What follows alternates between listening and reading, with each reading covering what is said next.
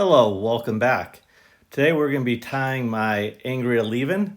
It's a great baby trout or salmon fly. So, getting started, we take some 8/0 thread and we're going to wrap all the way back to the bend in the hook and lay a real nice thread base. Come in with your Renomed scissors and you can cut off the excess. You'll notice those with a sharp eye that there was still an eye left over from when I filmed the previous step. So go ahead and look for that later on. I'm putting down a really strong thread base here, just so all the other materials that we tie on have a good thread base and they don't twist or turn. Now I need to prepare the dubbing. So I'm doing what's called dubbing hand stacking. And what I'm doing is trying to align the ends a little bit just so that it lays better and we get all the ends aligned. Even though we're going to trim a little bit, it just makes it for a better tie-in point. So here we're going to tie it in at the front of the hook and we're going to work it all the way back to the bend. It doesn't need to be touching turns, just enough to secure it, and then I take it back up because I'm going to tie in something at the top. Come in and trim it to the length. About a half of the hook shank is good. Next, we're going to tie in the D-rib. Now, this is a clear D-rib, and there's a convex side, and then a flat side. And really, you want the flat side to be down when you wrap it. We're also going to tie in some ice blue flash. This stuff is some of my favorite flash. It's really subtle. It's got a real nice UV blue to it. So I use this in a lot of flies in thorax covers and flashbacks. But for here, we're going to wrap the entire body with it. And that's going to make it so it gives a little bit of UV and a little bit of shine that's really going to attract the fish.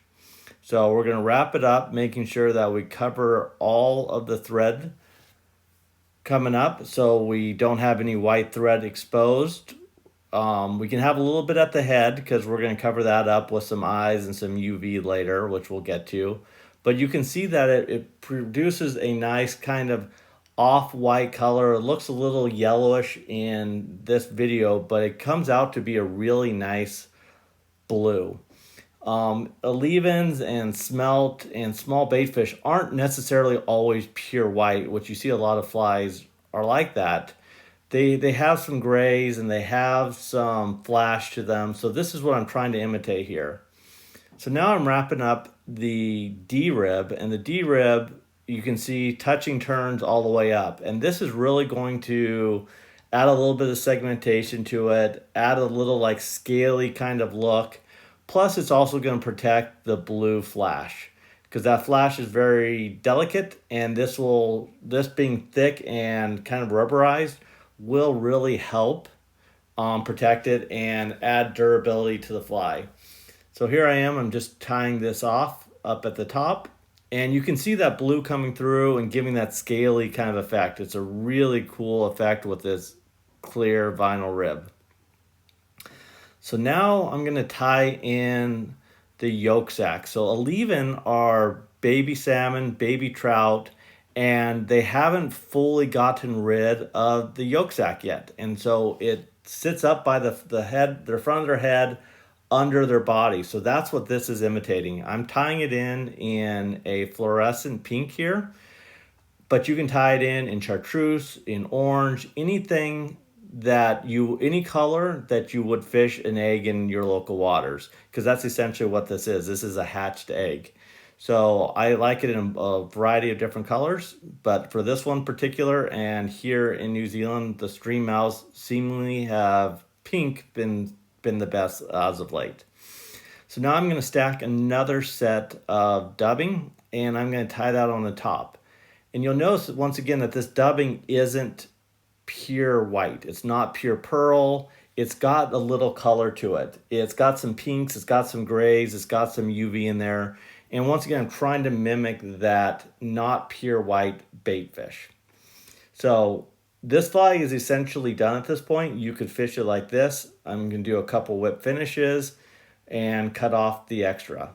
So now what we're going to do is trim the upper wing to about the length of the back. And you can see I'm cutting it and tapering it as I cut so I get that nice wing. So now we're going to take some eyes and we're going to pull them off of the film, and we're going to take our scissors and we're just going to cut a little slit out of them. And what it does is it kind of makes the eye look angry. And that's how this name got the angry Alevin, because when you have that slitted eye, it looks like it's pissed off and angry. Probably was a Bitcoin investor that lost all of its money in the crash. We don't know, but either way, it's angry. 9 out of 10 trout surveyed prefer to eat an angry Alevin over a normal Alevin, so there's that as well.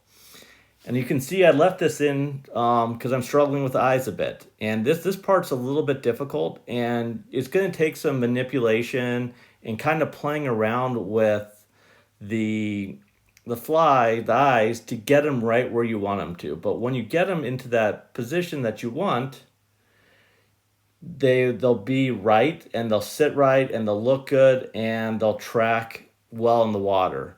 So now I'm going to add 2 coats of UV thin, the bone dry, because it gives a nice solid head. The first coat I just put on and give it on the top and the bottom.